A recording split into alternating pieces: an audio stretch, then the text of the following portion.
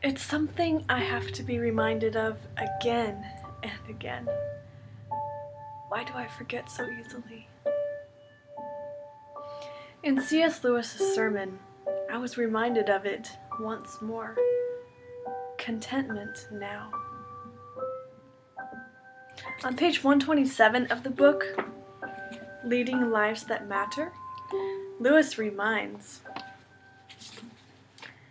He says, if we let ourselves, we shall always be waiting for some distraction or other to end before we can really get down to our work.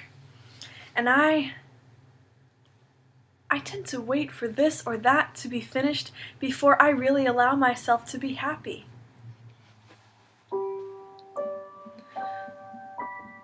It was my senior year of high school, and I was attending a private Christian school, Ouachita Hills Academy. I knelt down beside my bed, pouring out my heart to the Lord. I felt I couldn't really be happy until the next step in life.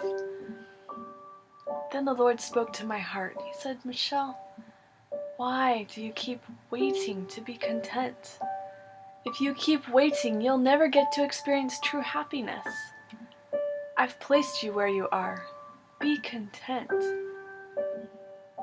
Around the same time, I was impressed by a chapel message in which the speaker encouraged every one of us students to see school itself as an act of worship to God. She said, your algebra homework, your history reading, consider even that as an act of worship to God. So I began to change the way I think, and I began to consider even my homework as a way to bring honor to my Lord. In C.S. Lewis's sermon, I was really reminded again, don't wait to be happy. Don't wait to be content. Seek to be content and at peace in whatever stage God has placed you.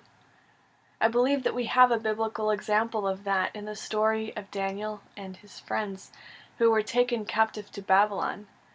It would have been so easy for them to think, we can't be content now. We need to be free. We're captives.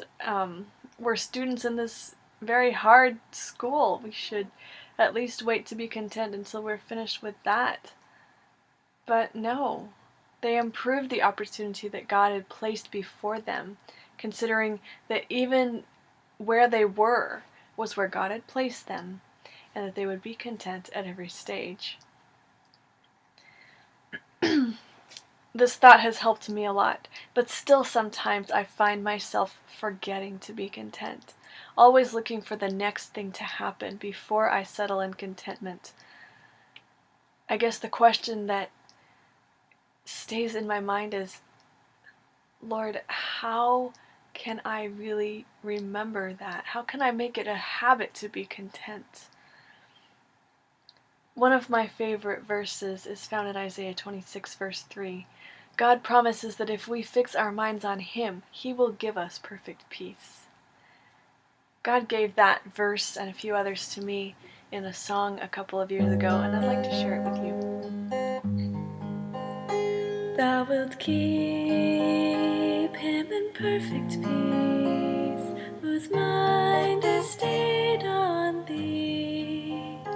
Thou wilt keep him in perfect peace, whose mind is stayed on thee.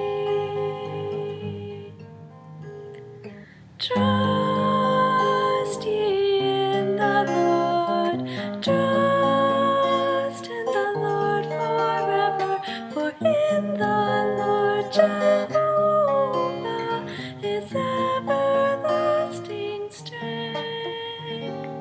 Thou wilt keep him in perfect peace, thou wilt keep him in perfect peace, whose mind is stayed on thee, because he trusted in thee.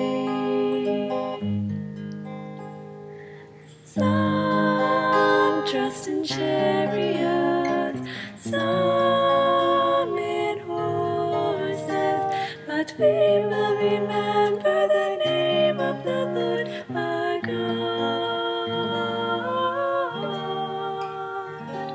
Thou wilt keep him in perfect peace. Thou wilt keep him in perfect peace, whose mind is stayed on thee, because he trusteth in thee. The Lord in the midst of thee is mighty, is mighty. He will save, he'll rejoice over thee with joy, with joy. Thou wilt keep